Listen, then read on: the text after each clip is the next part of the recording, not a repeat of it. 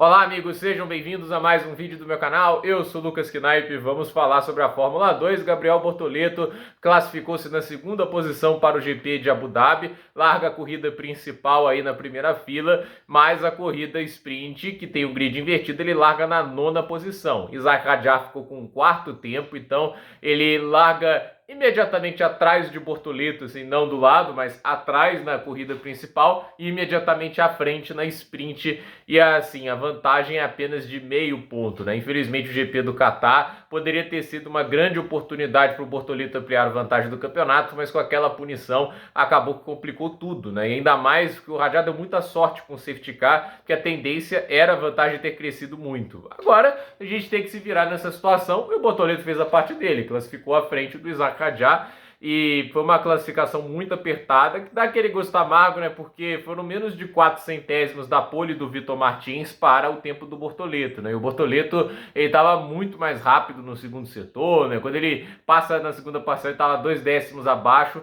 Aí a gente pensou, agora ele vai conseguir a pole, mas é aquele negócio de ajuste. O circuito de Abu Dhabi, depois das mudanças de traçado, ele se tornou um circuito muito mais interessante, né? Porque você tem as longas retas, né? Os setores, acho que isso até é um dos melhores em termos de divisão da Fórmula 1. Você tem aquele primeiro setor, que é um setor que você tem uma curva lenta, uma curva rápida, maior parte do tempo de pé embaixo. Então, é um setor pequeno, não há tantas diferenças ali. Mas assim, o segundo setor é um setor de retas e uma chicane. E aí a gente tem o setor 3, né, que tem o carrossel e aquela parte assim um pouco mais técnica, e aí a gente vê a diferença dos carros que estão mais ajustados para as curvas e aqueles que estão mais ajustados para as retas, né? E assim, o Bortoleto parece ter um carro que está melhor para o setor de reta do que para o setor técnico, mas de qualquer maneira, né, o objetivo do Bortoleto não é o Martins, é terminar à frente do Hadjar, né? Se ele termina ali na frente do Hadjar, ele tem tudo para ser campeão mundial. E a verdade é que o Poiron ali ficando em terceiro foi bom para o Bortoleto, até certo ponto, né? Porque o Poiron ainda não terminou a disputa dele pelo título, mas a gente tem os 3 pilotos que teoricamente têm chances matemáticas largando todos juntos, né? E assim, a Invicta, ela vai ter que saber utilizar bem o Maini nessa situação, porque no final das contas o Maini foi imprestável, até atrapalhou o Bortoleto na corrida do Qatar. E agora eles têm uma situação que o Maini larga imediatamente à frente, né, do Isack Hadjar. E aí eu fico pensando, né, se o Hadjar supera o Maini, aí o Bortoleto está atrás do piloto indiano. O indiano vai deixar o Bortoleto passar pelos pontos, ou o Bortoleto vai ter que passar na pista, não vai ter jogo de equipe? Me parece assim que há uma dissidência grande entre os pilotos, o Maini realmente não deve gostar do Bortoleto, e aí eu acho que ele não vai ajudar nem um pouco o piloto brasileiro. Então, vamos ver como vai acontecer, né? Mas eu acho assim, que para deixar os brasileiros malucos, só se o Maini, obviamente, facilitar para o Hadjar e trancar o Gabriel Bortoleto, né? Acho que essa seria a situação que seria mais inconveniente, mas não dá pra gente duvidar que ela possa acontecer, né? Visto como foi as batalhas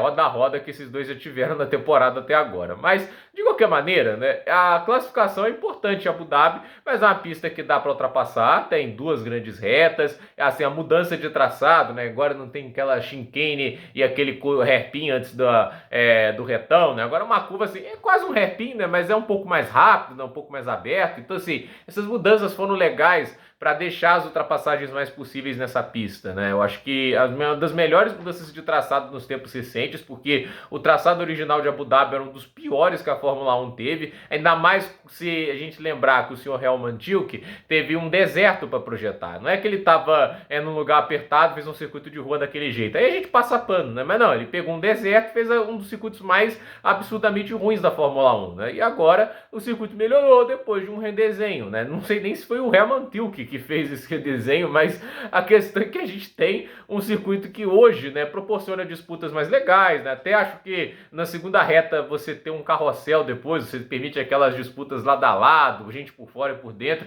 Mas já das coisas mais legais na Fórmula 1 atualmente, inclusive uma das curvas que a gente menos vê hoje na categoria é os carrosséis, né? E um carrossel é muito bacana, né? Então, eu acho assim, a pista é legal, permite ultrapassagens, vai permitir estratégias diferentes, mas eu acredito assim que por estarem próximos no grid, eu duvido que os dois pilotos vão tentar ousar ou arriscar, até porque o caos nem sempre beneficia as estratégias alternativas. Por mais que o circuito de Abu Dhabi não seja lá o mais propício a acidentes, né, tem muito espaço, tem muita área de escape, os pilotos não podem correr esses riscos desnecessários. Largar, por exemplo, de um pneu mais duro para tentar o stint final do macio só funciona se você não tiver o caos, né? Porque na Fórmula 2 eles acabam proibindo paradas durante o Virtual Safety Car, essa palhaçada. Então, vamos ver, né? Tipo, eu tô bem ansioso para essa corrida, a confiança tá ali, né? O Bortoleto faz a melhor temporada, ao meu ver, mas obviamente tá muito próximo e o Rajah tá muito colado. Há uma chance do Rajah ir para o domingo como líder do campeonato. A distância é apenas de meio ponto, então